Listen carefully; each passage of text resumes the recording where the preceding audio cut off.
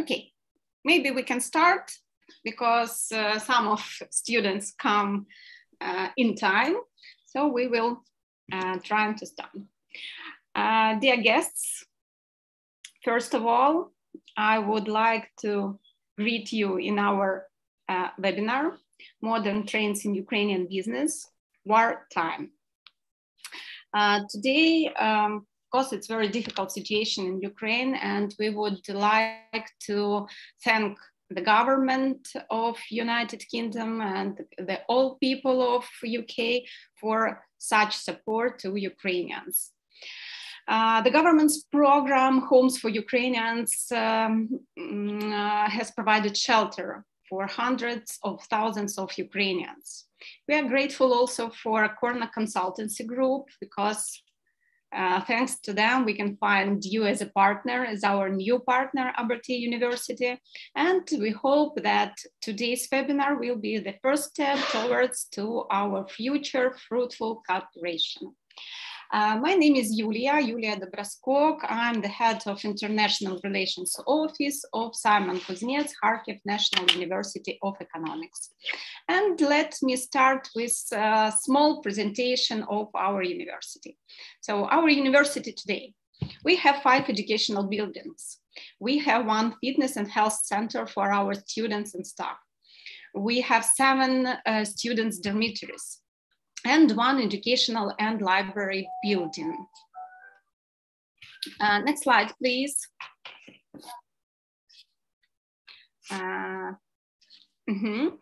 So we have 7 faculties in our university in Semena Kuznecya: Faculty of Information Technologies, of IT Technologies, Management and Marketing, Faculty of Economic and Law, Faculty for Training for Foreign Citizens, Faculty of International Economy and Entrepreneurship, Faculty of International Relations and Journalism, and Faculty of Finance and Audit. So you see how many specialties are in our university. We are not only the economic university, we are much more wider. Next slide, please. Of course, we are participating in international organizations and associations such as European University Association, Francophone University Agency, and much more. Next slide, please. Next slide. And also we are very thankful and we are very happy about having double degree programs with different universities in Europe. This time, these days, we have 12 programs of double degree with our partners. French-Ukrainian master degree program, Business Informatics, Austro-Ukrainian double degree program for bachelors, management, marketing, and global sales.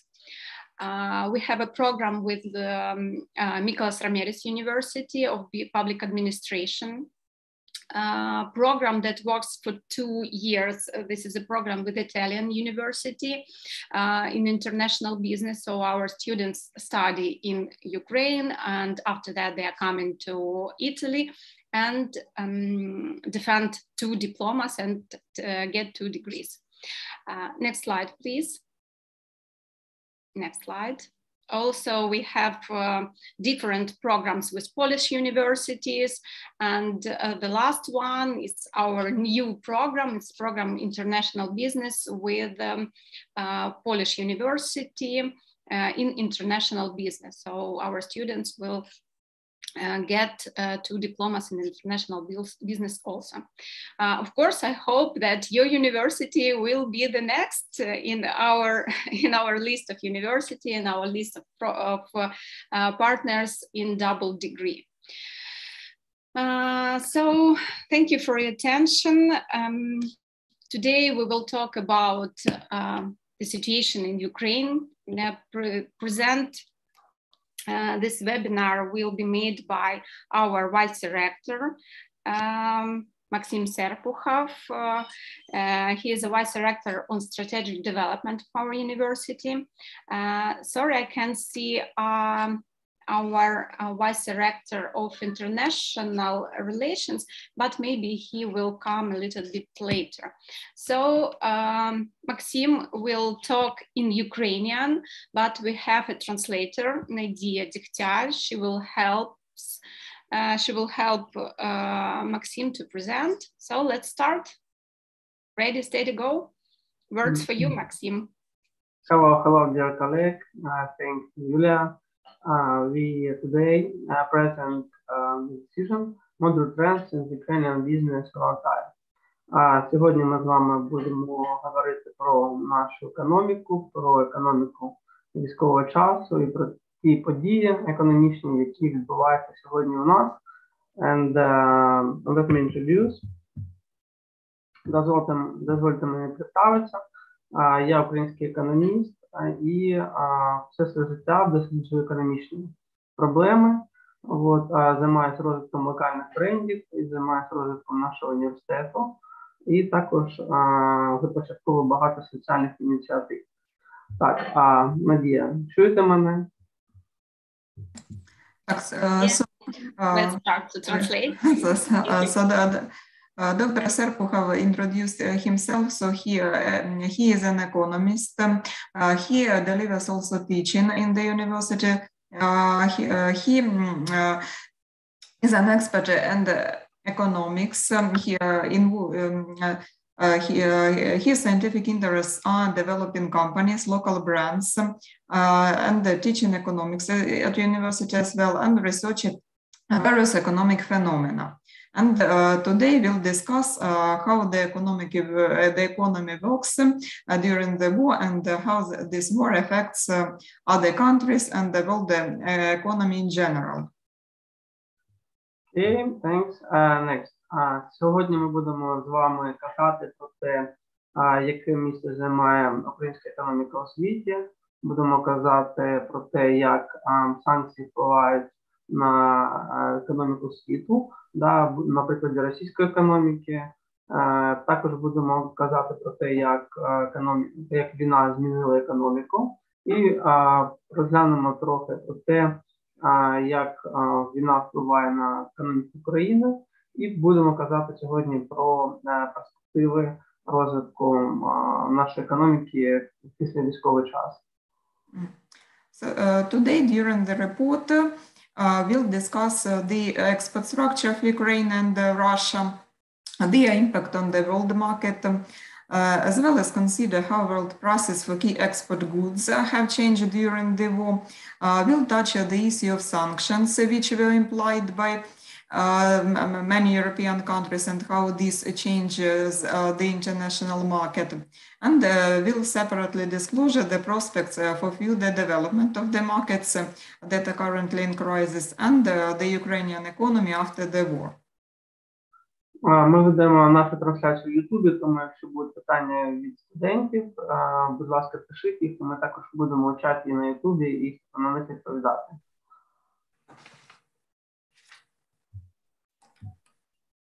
So the translation is also held on YouTube. So dear students, if you have some questions, you will have the possibility to ask them after the report. Трохи ми сьогодні будемо говорити про нашу економіку. Економіка України, вона залежить в основному від двох основних галузей. Це металургія, як ми бачимо, це експорт заліза, сталі, також експорт прохідних матеріалів, таких як залізнорудні окатиші. А також ми бачимо, що економіка України ґрунтується на експорті сільгосппродукції, це злакові культури, відповідно, це тварини, вирощування тварин, які також пов'язані зі злаками, тому що злаки – це є кормовою базою для вирощування цих тварин. І сьогодні це практично 60% нашої економіки. We'll discuss a bit the structure of the Ukrainian economy. So we can see that Ukraine exports depend mainly on two categories of goods. It's metallurgy and agriculture and related goods. In total, they account up to 60% of exports. Since the production of animals, goods and seeds depends on the production of grain, and since grain is the main product of their food. So that's why this industry is quite important for Ukraine, and the iron and steel and raw materials for the production of ores, slag and ash are also the important part of our exports.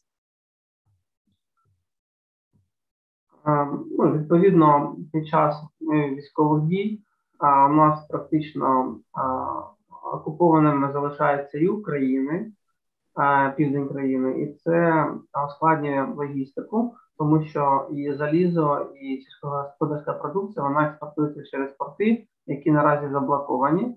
Відповідно, Україна ізольована від світового ринку, оскільки вона не може на світовий ринок поставляти цю продукцію. The main problem is now that the majority of these products was exported by seaports, and now they are blocked. So especially the south of Ukraine is completely isolated.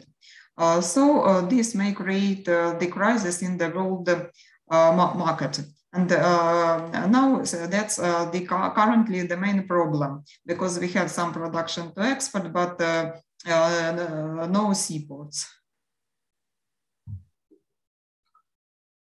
Відповідно, якщо ми розглянемо на ринок заліза, на ринок залізнодобувної продукції, ми бачимо, що у ньому Україна займає невелику частку.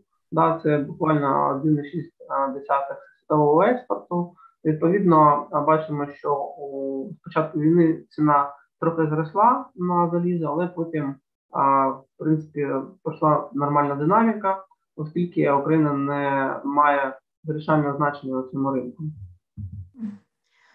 As we can see from the chart, Ukraine occupies only 1.46% of the world market of metallurgical products, but the war caused also the increase of the world price of this product.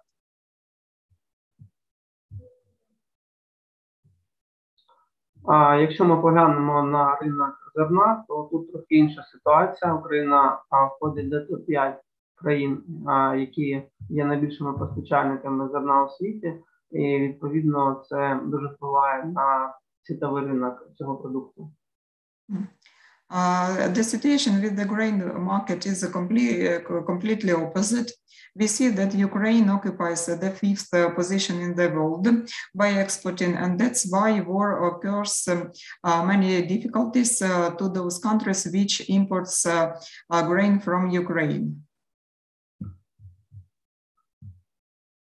Якщо ми поглянемо на динаміку ціни на зерно, то ми побачимо, що спочатку військових дій, наприкінці лютого значно виросла ціна на цей продукт, при цьому експорт України дуже сильно скоротився.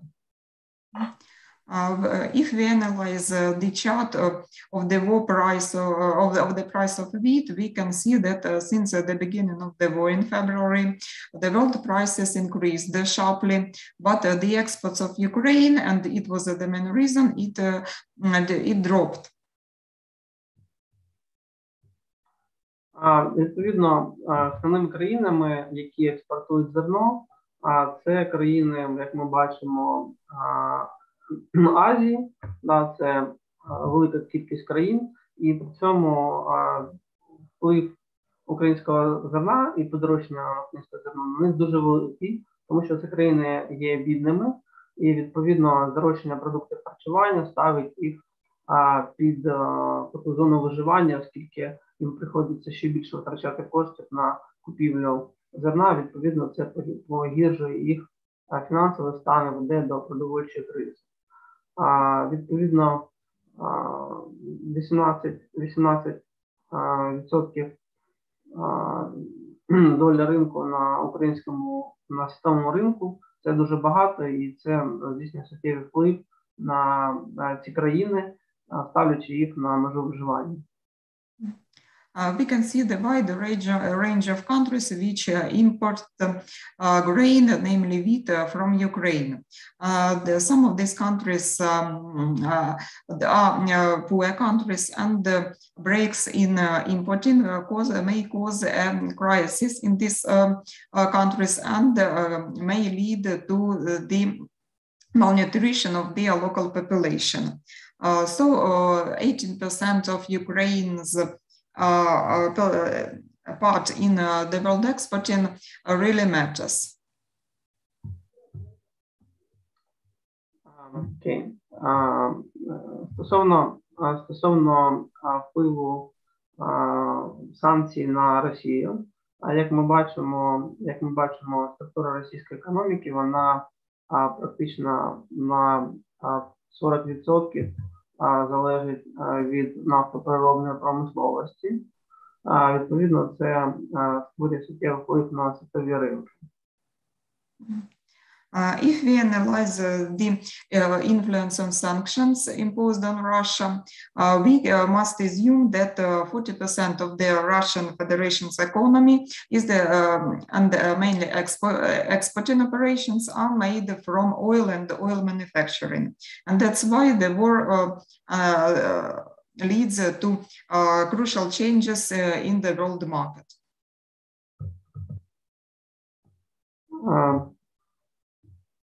Якщо ми подивимось на структуру експорту Росії і на ринок сирої нафти, ми побачимо, що на ринку сирої нафти Росія займає 11,6%. Це, в принципі, другий за показником, другий, по суті, у світі експортер. If you look more in deep at the crude oil market, we can see that Russia occupies approximately 12.6%. So it can be named as the second world exporter of crude oil in the world. Yeah. Відповідно, країни, які купують у Росії нафту, найбільший покупець російської нафти – це є Китай, і потім це країни Європейського Союзу, які купують на понад 10 трильйонів доларів цієї продукції. The largest importer of the crude petroleum from Russia is China, and the second place is occupied by the European Union countries, the amount of deals of which makes approximately $10 billion. Відповідно, це створює певну напругу на світовому ринку нафти, і ми бачимо, якщо ми бачимо ціну на нафту, то після військового вторгнення Росії на Україну ціна на нафту значно підросла, оскільки Росія є одним з ключових експортерів цього продукту на світовий ринок. So now we can see a certain strain on the world market, and namely the prices of petroleum, because being the main exporter in the world, the deeds of Russia after the war influenced the prices as well. Якщо ми подумаємо, яка країна може замінити Росію на світовому ринку, ми побачимо, що достатньо велика кількість країн також є експортерами цього продукту. Ну, відповідно, у світі є чим замінити російську нафту на світовому ринку. If we analyze are there any substitutions and the possibility of other countries to replace Russia in this market, we can see that there are a wide range of countries which may take its place and imports their own deposits of crude petroleum to the world market.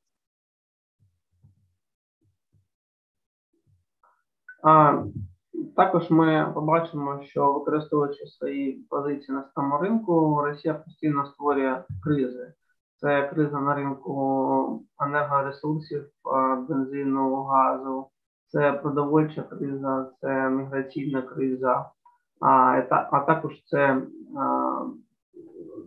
криза екологічна, оскільки захоплення енергоблоків і бомбування їх, воно може призвести до катастрофічних наслідків у нашому суспільстві.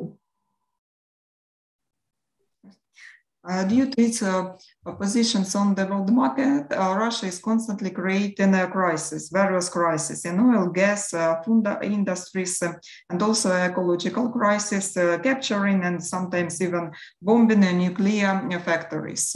So these catastrophes may cause devastating consequences, ecological consequences. Ну, відповідно,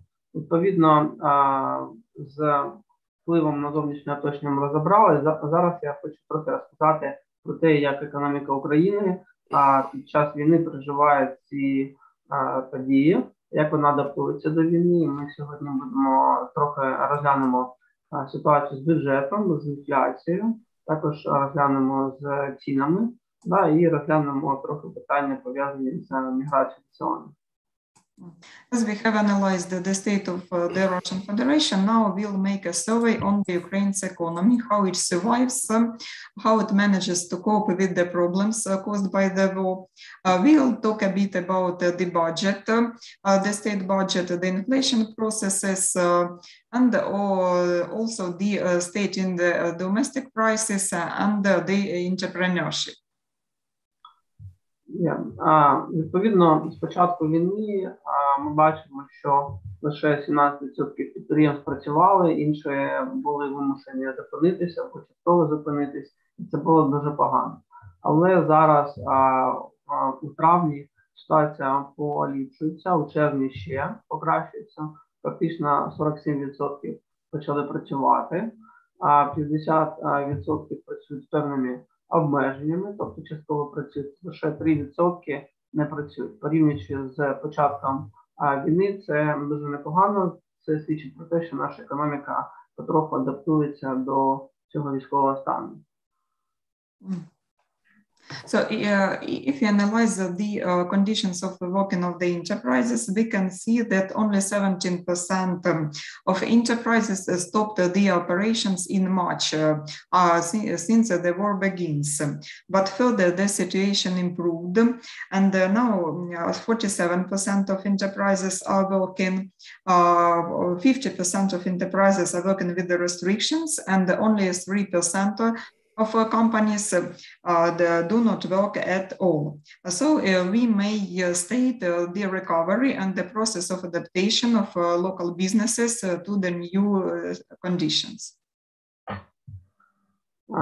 Відповідно, оскільки одним з головних напрямків і одним із основних основ продовольчої безпеки є експорт аграрної продукції, можемо сказати, що посівну кампанію аграрії закінчили дуже вдало і практично по всім нашим культурам досягли посівних площ практично за планом. За окремими культурами вони засіяли 100%, відповідно за окремими трохи нижче, але це все каже про те, що урожай буде у діапазоні 48-50 мільйонів тонн. Це, в принципі, непогано, і це також дозволяє нам гарантувати продовольчу безпеку у світі. Але у нас є питання стосовно логістики, стосовно експорту цієї продукції на світові ринки після того, як ми беремо цей врожай. As for the food security, we can see that the majority of farmers completed the sowing campaign. By some seeds, you can see on the slide, we have almost completed the plants. Some of them reached 100%. So it's a good trend. So we are a bit confident in these food security issues, but still there are some problems remaining in logistics and the delivery. So we need to solve the problems of exporting of the production, but farmers are confident in the future harvests. So the only question is to organize the transportation and exporting. Відповідно, ключові наші положення стосовно війни. По-перше, Національний банк, наш регулятор, він прийняв рішення про збільшення облікової ставки до 25%, зафіксував курс гривні к долару на позначку 29-25. На жаль, 6,5, більше 6,5 мільйонів українців вимушено було покинути територію України і переїхали за кордон. Десь 8 мільйонів українців є внутрішньо переміщеними особами, тобто вони покинули свої домівки і переїхали в інші регіони. І інфляція складає на сьогодні десь приблизно 18%. Найбільш суттєво подорожчав транспорт, подорожчав їжа на 23,6%, алкогольна, табачна продукція на 17,7%, освітні послуги, ресторани, готелі, медицина подорожчала. Ну, відповідно, інші товари також подорожчали, але не так суттєво про ті, які я вже казав. What about the key figures of Ukrainian economics in the war? So the National Bank of Ukraine decided to increase the interest rate. Now it gets up to 25%, but the currency rate was fixed. So currently $1 costs 29.25 hryvnias. Pity to say, but approximately 80 million of Ukrainian population became refugees and internally displaced person. As the inflation rose to 18%, it caused the increase in household goods, in price for services such as transportation services, medical services, and the others. So the main consumers' products also increased in prices, such as food, alcohol, tobacco products, and as well the service sectors such as hotels and restaurants, medical services, and education. And the least increase is in communication services, in the prices of communication services. Відповідно, становище з бюджету. За останній місяць, за май, вдалося зібрати 250 мільярдів гривень у бюджет. Це витрати бюджету, вибачайте. Це розходи на армію, які склали 118 мільярдів.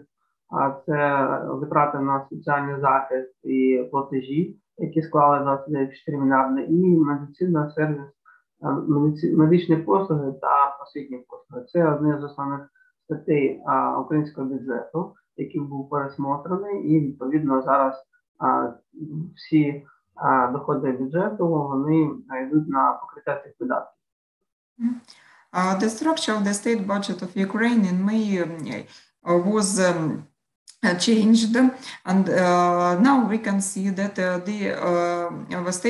the state managed to get 250 billion hryvnias in May, and almost all of these amount was charged to military expenditures, which made 118.5 billion, the social protection 29.4 billion, and medical services and education, which made 28 billion. So these are currently the principal charges of the state budget, and almost all of the costs gained are spread over these sectors.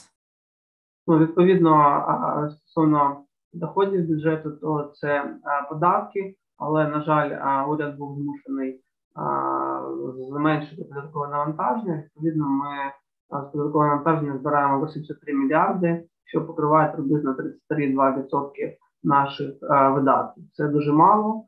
Ми також отримуємо грантів на 18 мільярдів, які покривають 7,2% наших видатків.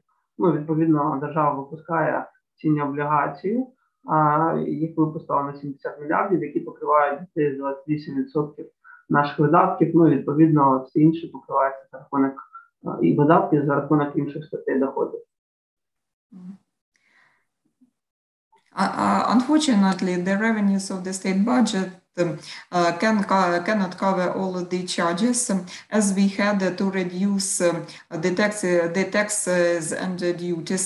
Now they made only 83 billion hryvnias, or it's only 1/3 of the coverage of all of the expenditure part, but we managed to get a 7.2% of grants and assistance. And in these conditions, the government starts selling bonds, and by this it manages to cover 28% of the expenditure, so 70 billion hryvnias. Ну, відповідно, як ми бачимо, що економіка потребує перезапуску для того, щоб генерувати достатньо коштів, щоб покривати ці видатки, або, відповідно, скорочення цих видатків для того, щоб можна було збалансувати бюджет. So now we can see that the economy of Ukraine needs a restart. It needs a restructuring in order to get more revenues, or on the contrary, to decrease the charges.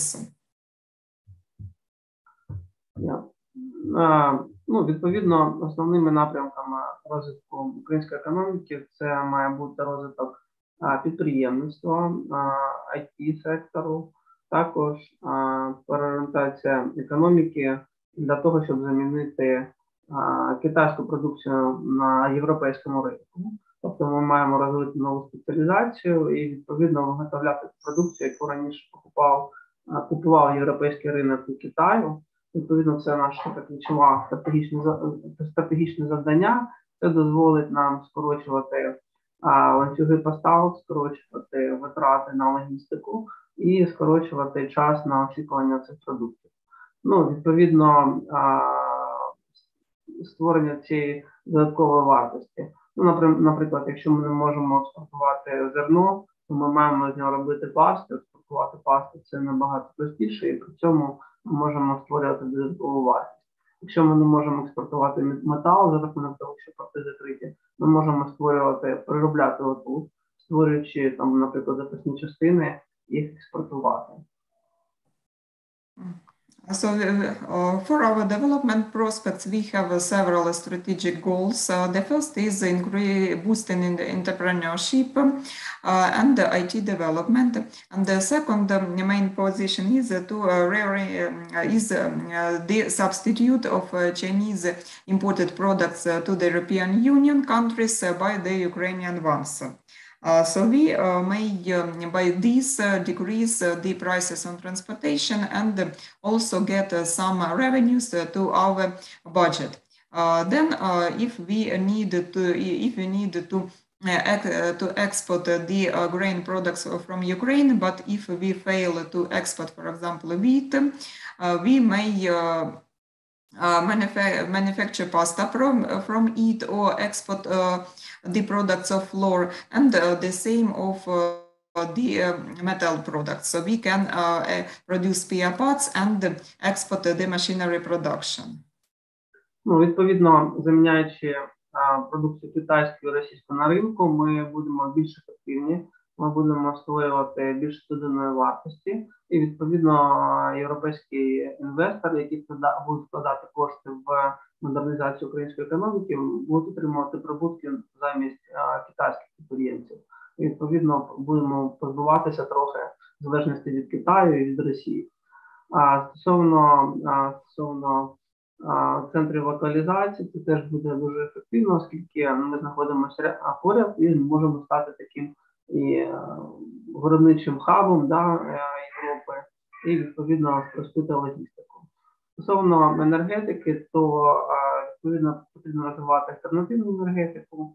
Також, наприклад, ми вирощуємо рапс можемо переробляти в біодизель, можемо виробляти сонячну електрику і потрохи заміняти за рахунок енергогенерації, заміняти ті підприємства, які споживають газ, на ті пристрої, які працюють на електроенергії. So what can we currently do?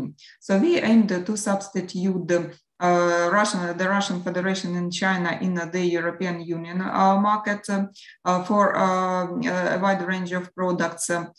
Thus, the European Union investors can also increase their profits because as we are localized nearby, so thus we can reduce many transportation charges, As for the in the energy production, we may shift to alternative sources, alternative economy, and also European investors have a chance to make a profit from these. So what about the alternative energy? We may expand the production of the rapeseed and develop solar energy, wind energy, and the others. Відповідно, якщо ми подивимося на структуру експорту Китаю, ми бачимо, що Китай до Європейського Союзу експортує практично на 600 трильйонів доларів продукції. If you look at the exports of China to the European Union, we can see that the total value of exports makes approximately $600 billion. В принципі, ці країни, вони є одним з основних, які купують продукцію у Китаї. These countries are among the name countries which buys products from China. Якщо ми розглянемо товарну структуру, то ми побачимо, що основна частина тих продуктів, які експортує Китай до Європи, це електроніка і продукції, які пов'язані з цією галузю. Відповідно, ми також можемо їх виробляти в Україні.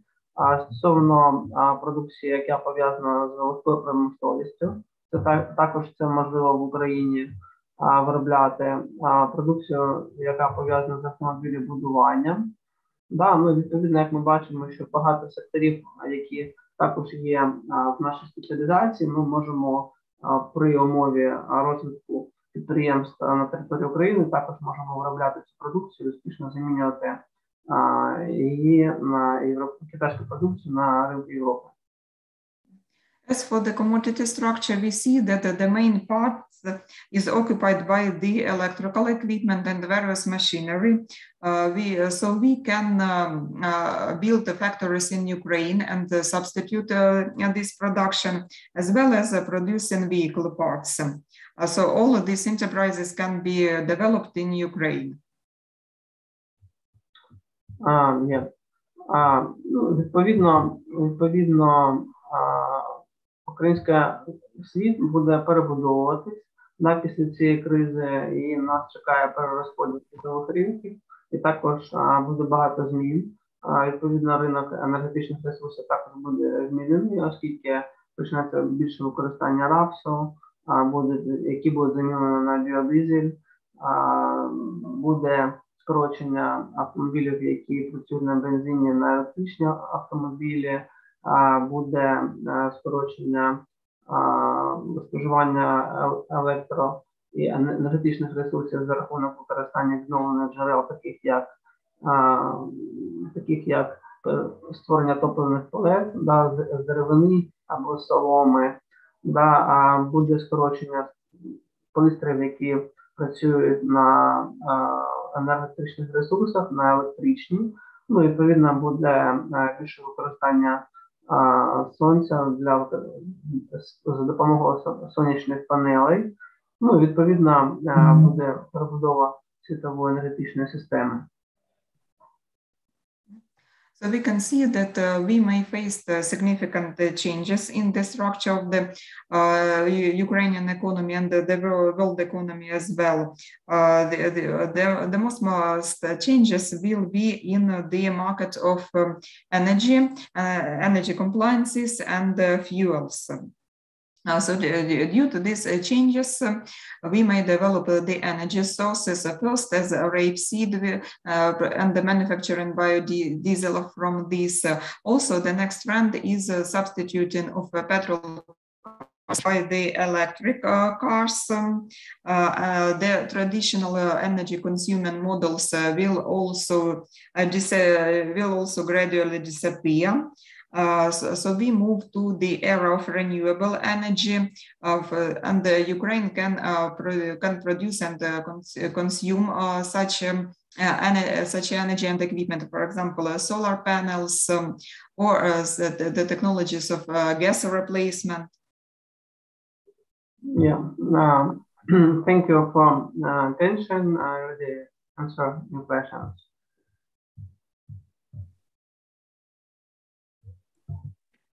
Thank you, Maxim Yurievich. You're Maybe someone has questions, please. Maxim Yurievich is ready to answer. Yeah, can I just start by first thanking Maxim for your clear presentation, giving us an overall picture of the current economy and of Ukraine, and also the plan that you have. And thank you, Nadia, for your translation anyway. Before we go to the question, may I just, I want to take this opportunity, and on behalf of Abertay University, I would like to say that we are so happy and we are excited about the potential future cooperation and also collaboration partnership with your university. All I want to say that based on our expertise, of course, all I want to say that you should see us standing next to you in this current situation. If may I ask, start with one general question. You, in your slides, you identify quite a number of issues, but to me, one major issue for current Ukraine economy is the budgeting problem that you have and the structure of the budget that at the moment you have.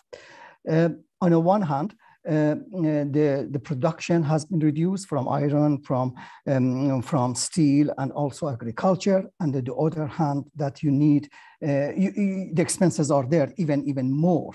You have to rebuild the whole country. The loss of both natural resources and also I want to emphasize of your human resources, the loss of your human resources, whether they have been unfortunately killed through this invasion and war, or they had to leave Ukraine going outside Ukraine. And also you mentioned is about 8 million people internally being misplaced. Therefore, I think there are major challenges ahead. And the planning for this, dealing with the challenges is quite important. Budgeting, I think it is quite a major issue. Although I'm glad to see that you're hopeful, you're optimistic, you have the plan, and also you're confident. But to me, the challenges are quite big, that we need to be really practical in terms of achieving the budget. For example, I mean, the government's revenue is tax and duties about, you said that is about 33.2% for the revenue. But of course, the government at the moment cannot actually rely that much on taxes, because people don't have, or businesses don't have that much to pay to the government. Therefore, for me is budgeting must be relooked based on what you said. If the itemized budgeting, I mean, the way that you put it, I think needs to be replanned in a way that actually you can be more sure about the revenue to match the expenses that you have. Otherwise, you will face certain problems. One thing that you said is quite important, is building effective logistic routes. I think this is something that you need to work on it with communication with the other governments around the world who are ready to support Ukraine. I think the production, I'm happy that you said that, for example, through agriculture, I mean, the farmers, they are hopeful for having sort of for 2022, about 40 million tons of harvest. I think this is excellent. And I think that must be the focus and put into the budget on that issues of agriculture and the exports through, as you said rightly, building effective logistic rule. My question is that how far are you confident about the current budget structure in terms of revenue? Because costs are there, you're facing in terms of revenue. Okay, thanks for your questions. Надюш, можешь мне еще раз вопрос сказать? Так, основне питання полягає в тому, наскільки ви впевнені у структурі державного бюджету, оскільки ви говорили про те, що зараз економіка потребує повної перебудови, так як експорт з основних продуктів, як металургійної продукції, так і сільськогосподарської скоротився. Є також криза у людському капіталі, адже 8 мільйонів осіб вимушені були виїхати з України. От, які є практичні заходи до наповнення бюджету? Тому що, наприклад, третина, яка зараз надходить від податкового навантаження, вона, мабуть, не може бути збільшена, тому що у людей просто і у підприємств немає достатньо коштів для оплати. Ви також згадували про логістичні маршрути, потребу в нових логістичних маршрутах. Можливо, потрібно якомога більше інтенсифікувати перемовини з іншими країнами. І якщо ваші фермери впевнені, що вони можуть цього року поставити 40 мільйонів тонн врожаю, зокрема зернових, то яким чином можна їм допомогти саме зараз? Але основне все ж таки питання, які є практичні заходи із реструктуризацією бюджету і яким чином ви можете синхронізувати видатки бюджету та його дохідну частину? Ну, відповідно, я навів лише основні частини бюджету, ключові, да, можна так сказати, і почав про те, що потрібно нам перезапустити економіку, да, почати створювати більше підприємств, да, відповідно, пожвавлювати економічну активність, і це нам дасть можливість більше виробляти, і перебудувавши логістичні маршрути, ми зможемо більше продукції експортувати. Відповідно, це буде дозволяти залучати більше коштів в Україну і, відповідно, збільшувати податкову базу для того, щоб отримувати більше доходів до бюджету. Ну і, звісно, що оптимізувати витрати, пов'язані з видатками бюджету. Якщо військові витрати ми не зможемо оптимізувати, то другим за розміром видатків бюджету на соціальні видатки, за рахунок того, що більше людей буде працювати, ми зможемо трохи скоротити.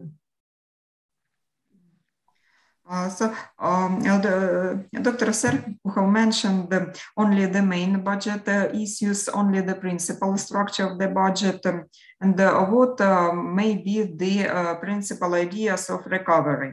So if we increase the number of enterprises and restructure the economy of the country, in this case, there will be more tax payers.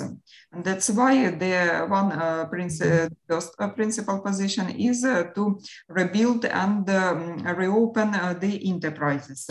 Secondly, as for the logistic routes, if we manage to negotiate the other ways, in this case, it will increase exports and as well more exports, more taxes and more revenues to the state budget. And of course, it is necessary to optimize charges. Unfortunately, we cannot reduce military charges as in the under the war conditions, it is quite important.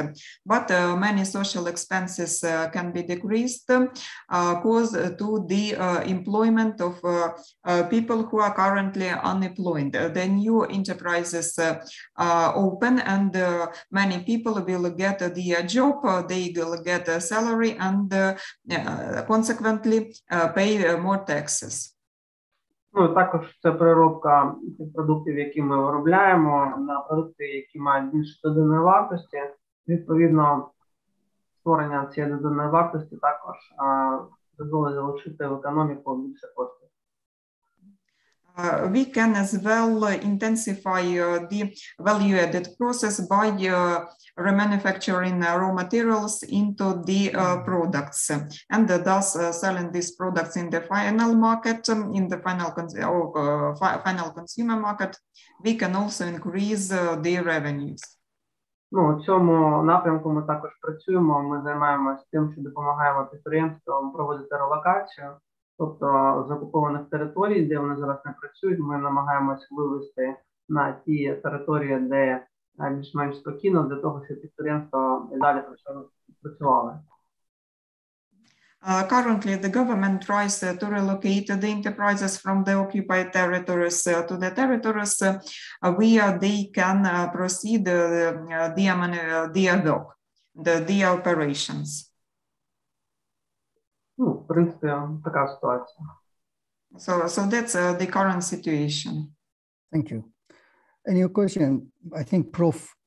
Joaquin has got a question. Yes. Yeah, I want to ask you a question. Thank you very much for this. 20 years ago, I went to Ukraine. In fact, I went to Kiev and took a bus to Kharkov because we had collaboration with university in Ukraine, and that lasted for almost 20 years. So we had a lot of students from Ukraine here, and we also sent one or two of our students to Ukraine as well. Okay, so I know the country because I went from Kiev to Kharkiv by bus, and then came back to Kiev, used night train, right? So you could see that is a long distance. So based on your presentation, the only question I want to ask is about China, right? It looks like the strategic approach for recovery is replacing, obviously it's easy to replace from the Russian,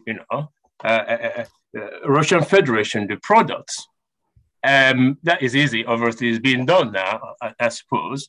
But the China one is a little bit ambitious. So I'm just wondering, how do you think it is actually going to be possible? I mean, because the approach that you tend to use is very bullish, really. But I do not know whether, knowing how the European economy, how dependent the European economy is on Chinese investment. I mean, look at this country, for example. The amount of Chinese investment is huge. And then all the European countries and the belt, even Middle East. So I'm just wondering whether a milder approach would not be better than the approach that you are suggesting from your, from your presentation of cultivating China and working with China rather than advocating a pure replacement, the way you are talking about this. I mean, I'm not an economist, I'm an engineer, right? So I might be talking rubbish, but, just my little knowledge of world affairs, because I've been to China a lot. I've been to other countries as well. So I can see how these things happen. And the unfortunate situation we find ourselves in the last 6 months is not something that anybody actually thought is going to happen, right? That's right. So thank you, Professor Acuna. Професор Акуна зазначив, що він близько 20 років тому відвідував Україну. Він був у Києві та Харкові, подорожував між цими двома містами. Він зазначив, що відстань є достатньо великою. Також дуже багато студентів з України навчається у Великій Британії. І основне питання, у чому полягає? Одною з ключових елементів стратегії є заміна Китаю у експорті на ринках Європейського Союзу. Але наскільки це є можливим? Тому що Китай доволі амбіціозна країна, вона не буде поступатися своїми позиціями і втрачати свої контракти. Ринок Європи залежить від Китаю і так само є залежним від країн Близького Сходу. Китайський уряд здійснює численні інвестиції у європейську економіку. І як можливо будувати стратегію взаємовідносин з Китаєм і, можливо, краще домовитися і також долучитися до цього ринку інвестування, аніж намагатися замінити такого потужного експортера? Thank you for the question. Відповідно, 20 років у нас багато що змінилось. І зараз вже ходить експрес між Києвом та Харковом, де ви зможете дуже швидко переміщатись і не відчувати цю відстань територіально. Давай, напевно, частинами будемо, щоб це проще було. Да? Так. Many things have changed since the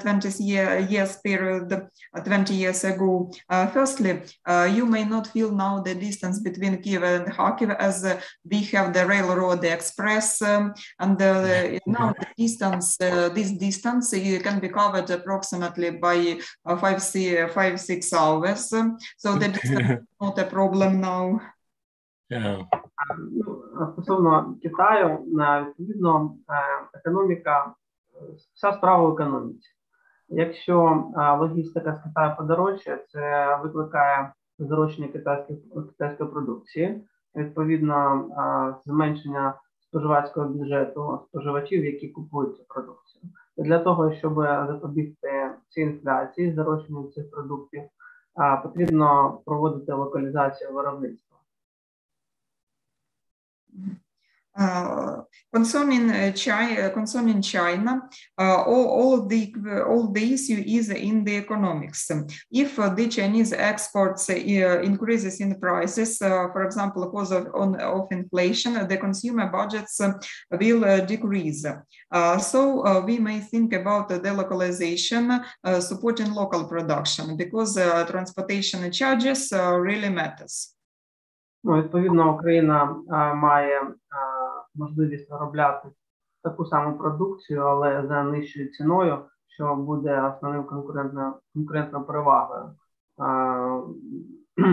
над китайською продукцією. Ну і відповідно скорочення часу на логістику також дозволить поставляти її на ринок достатньо швидко. Ukraine can manufacture the same products in China, but at lower prices, and decrease the time in logistics. So that's why we think that Ukrainian products can be completely competitive in European markets.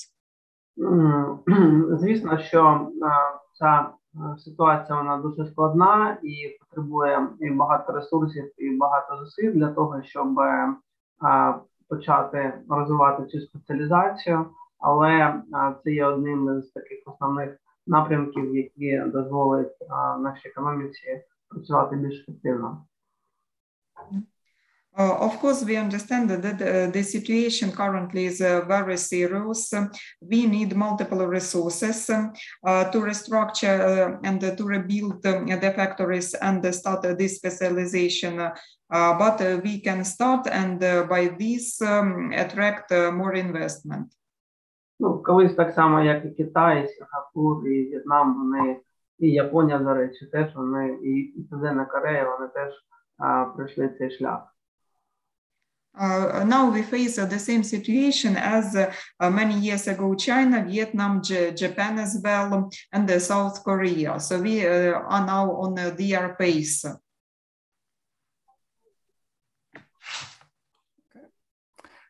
Well, thank you. Can we go for another question? Gonzalo. Thank you very much. Another question.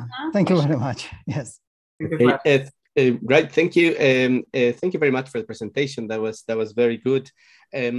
I can see from your presentation that there are long run and short run challenges, right? I mean, the short run challenges are related, in my opinion, with keeping the government budget balanced. And I see that most of the financing at the moment is coming from debt, which is, it could be a problem in the long run. So I guess that the West have to not only send weapons, but also grants and loans with zero interest rates to help deal with this situation in the short run. Now, as you can see, as you said as well, in the long run, well, access to the European market will be crucial. The problem there, and I agree with Joe, is that China already has quite a lot of concessions with the European Union, so the competition is going to be difficult. And of course, the energy transition as well is going to be important. So my question is, again, thinking about the short run, how do you think the government is going to cope with this continuous drain on resources that is the war effort? I mean, at the moment, the money has to go to weapons, have to go to military spending, and this has to be financed. So what do you think the government should do to deal with this situation in the short run? Okay, thanks. Thank you much. Як я помітив з презентації, перелік стратегій для України складається з короткотермінових цілей та довготермінових цілей. Серед короткотермінових цілей основне є балансування бюджету, так як значна частина надходжень іде також за рахунок запозичень, за рахунок майбутнього боргу. І, можливо, країнам, які здійснюють дотації до державного бюджету України, варто постачати не тільки зброю, але також кредити та займи. Якщо говорити про довготермінову стратегію, то принциповим ви назвали доступ до ринків Європейського Союзу, але я згоден з попереднім спікером, що Китай так легко не поступиться. Це дійсно є проблема, тому що у Китаю вже є дуже багато угод із Європейським Союзом, і також є проблема транспортування енергії. Моє питання є таким: як уряд у короткотерміновому періоді справлятиметься з балансуванням бюджету і з дефіцитом ресурсів? Адже гроші йдуть в основному на воєнне призначення, і як саме в короткотерміновому періоді держава може отримати необхідні ресурси та надходження до бюджету? Ну, по-перше, з розвитку економіки держава, зараз уряд запускає програму мікрокредитування, для того, щоб пожвавити економічну активність. Також, як я вже казав, допомагає в релокації. Ну, відповідно, шукає шляхи, які пожвавлять економічну активність, яка дозволить отримати додаткові надходження в бюджет. Відповідно, в нас є ще золотовалютні резерви, які також складають там 25 мільярдів доларів. Відповідно, також шукаємо інші інвестиції, які будуть заходити в Україну і створювати тут робочі місця, платити податки. А також уряд шукає альтернативні засоби взимання податків у внутрішньої економічної системи, тобто експериментує з різними податковими ставками, з податковими надходженнями, з митними платежами. Ну, тобто це така велика робота, яка зараз йде, вона формується. So, thank you. So how we can cope with these challenges? Firstly, the government launched the microcredits programs to revive the enterprises. As I have mentioned before, also their allocation of enterprises is now. Secondly, Ukraine still has golden and currency reserves. Now they amount approximately $25 billion, which also can be used for supporting the economy.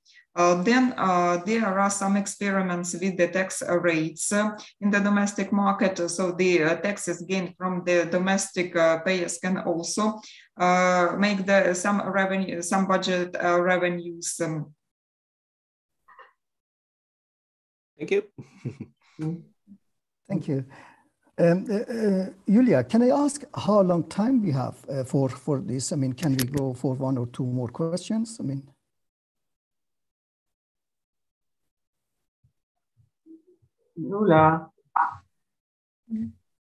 Yulia. All right. I mean, Nadia, can you say that how long time we have left? So sorry, I do not know about the. All right. I think we can go for a couple of more questions before we say that. Any more questions? We have one questions in chat. Yeah, in chat, and Victor, I have a question. Okay, please. Can you read your question, Victor, please? Matt, можна помочь? Victor Abu has a question. Питання в чаті. So I'll translate the questions on the chat. Yes. Так, пан Віктор зазначив, що зараз стратегія конкурентоспроможності України, вона зараз може представити як початок для подальшої стратегії відновлення. І також, що найбільш сподобалося, це стратегія створення додаткової вартості та програм підтримки підприємців. І це якраз це, на мою думку, зможе відновити українську економіку. Так, дякую за питання. Ми в наступному місяці запускаємо ще школу підприємців, такий інкубатор в нашому університеті, де будемо допомагати людям, які не були раніше підприємцями, ними ставати. Adding to this, we have a smaller local strategy at our university. Since in the next months, we'll start this School of Entrepreneurship at our university. It is intended for those people who have never been entrepreneurs but would like to start. Так, у нас ще питання. Do you have any questions, guys? I just have one comment and probably a very quick question. No economy can go ahead without human resources and the management of human resources. With the existing problem of misplacing of 8 million internally and some migrant, of course. Do you have any plan for making sure that you have enough human resource for the area of production and development of the economy overall? And what is the plan for that? Because I think that's another crucial issue, point that you need to take into account. Thank you. Є таке питання. Будь-яка економіка не може вижити без інтелектуального капіталу, без людських ресурсів. Проблема міграції та внутрішнього переміщення майже 8 мільйона осіб – це є дійсно великою проблемою. Чи є якийсь план для того, щоб підприємства, у тому числі, які будуть засновані, отримали достатньо людських ресурсів для продакції і для запуску своїх процесів? І чи дійсно існує якийсь план для цього? Відповідно, переміщення людей усередині країни, воно створює нові центри локалізації робочої сили, і в цих центрах локалізації пожвавлюється економічне життя. Відповідно, тоді переносяться інші підприємства і починають свою роботу. Також дуже поширена в Україні це віддалена робота.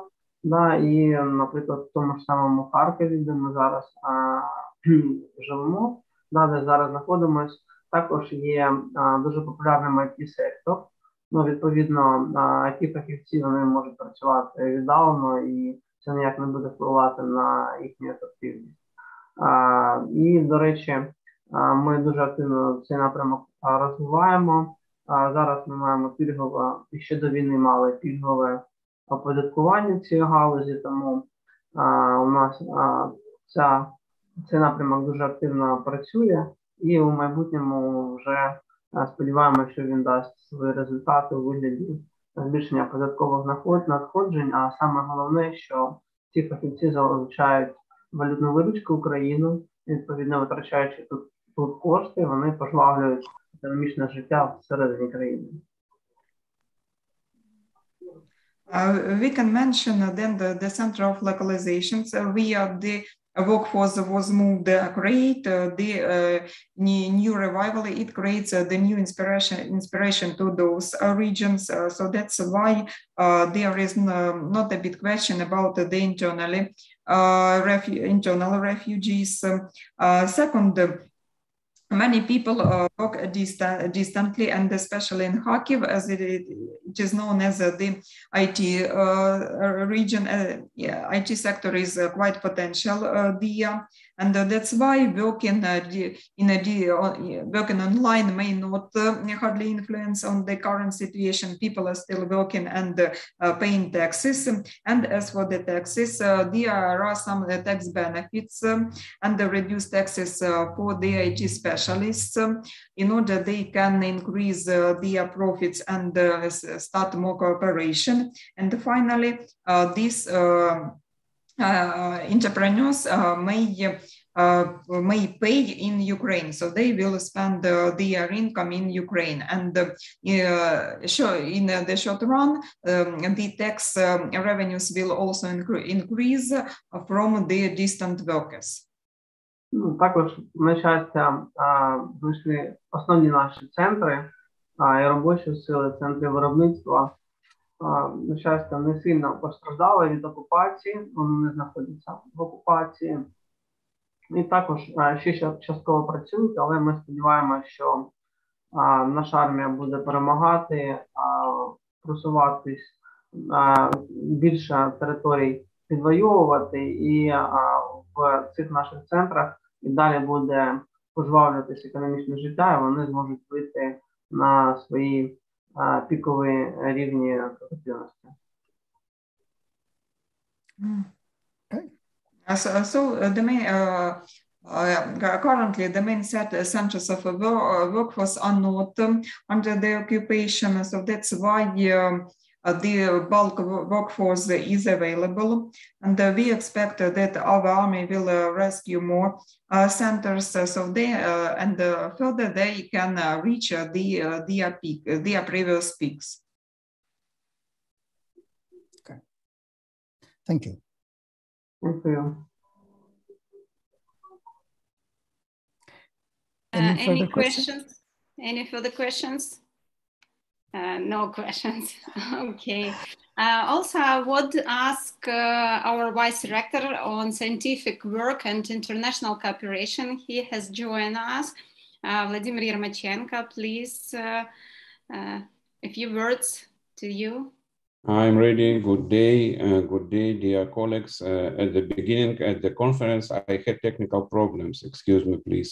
So I would like to greet you today, our dear new partners, and thanks for the fruitful and rapid dialogue that led to signing the agreement between our universities, which gives an opportunity to start cooperation.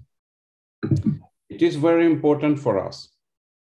Ukraine is currently at war, claiming about 100,000 lives and expelling several million people. Approximately 30% of students, professors, and staff members of our university found themselves in such a terrible situation. But the university proceeds to work. The academic year ends online. Students pass exams and defend their diploma thesis. Cooperation with partner universities, including double degree programs, continues. The work of the admissions committee has been organized, and we already have new applications for admission to various forms and levels of education. Scientific work is resumed. Initiative research is being conducted. Today, our colleague, Vice Rector for Strategic Development, Maxim Serpukhov, presented one of these studies. And I would like to confirm that this week we have already started a scientific work supported with a business. This means that life goes, and Ukrainian business is ready to make the first investment in rebuilding the country. That is why I end my short speech with 2 lines from the Ukrainian anthem. First, neither glory nor destiny of Ukraine has died yet. And second, Ukraine's glory will be among the peoples. Thank you for your attention, and I invite you to cooperate and implement these 2 theses from the national anthem of Ukraine. Thanks for your attention. Thank you. Thank you very much. Dear colleagues, dear guests, I would ask you to switch on your cameras for joint photo. We have questions in YouTube. We have some questions, okay? Yeah. Can you read it? You know? Да, Даша з YouTube питає, чи є ймовірність того, що економіка України буде зростати на фоні європейських країн протягом декількох років. One question from our students. So Daria asks, is there any chance that the economy of Ukraine will revive and will increase even compared to the economy of the European states? Відповідно, все залежить від нас самих і від тих умов, в яких ми будемо. Якщо ми будемо інвестиційно привабливими і почнемо залучення капіталу, відповідно будемо створювати якісну продукцію, а Європейський Союз зможе надати нам спрощені умови доступу до свого ринку, ця ситуація може змінити становище економіки України, і відповідно тоді ми будемо більш ефективно розвиватися. Ну і відповідно, якщо будуть якісь інші умови, які будуть це стримувати, то це буде негативно впливати на нашу економіку.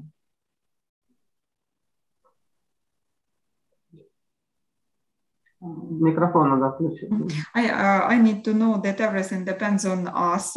If we create the attractive investment positions, and if the European Union gives us a permission, gives us an access to its markets, in this case, we can revive our economy. But of course, if there are other restraining conditions, it will be impossible.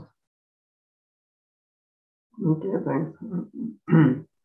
Ну, також хочу додати, що ми дуже вдячні британському народу, всьому британському народу і британським політичним діячам, які підтримують нас у цій боротьбі. І ви дійсно довели усьому світу, що ви є лідери Європи, лідери у світі, люди, які мають власну позицію. І ця позиція полягає в тому, що ви відстоюєте сьогодні основні засади демократії, що просто в 21 сторіччі не може бути так, що інша країна вирішила напасти і пограбувати сусідню країну, і світ нічого не може цьому протиставити. Відповідно, ваша позиція, вона є фундаментальною на тлі того, що ви є прихильниками демократії не тільки на словах, не тільки на деклараціях, а й у власних справах. We are very grateful to all of the British people for your support and British politicians as well.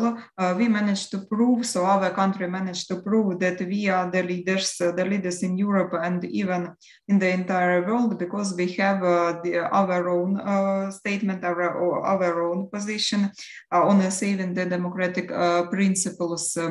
And currently the world must pass a maturity test and answer a question. So can a country in the 21st century using the army just attack its neighbors for the simple purpose of plundering the economy and creating a global crisis. But after all, we are ruled by the democracy, the principles and the freedoms that make us civilized people.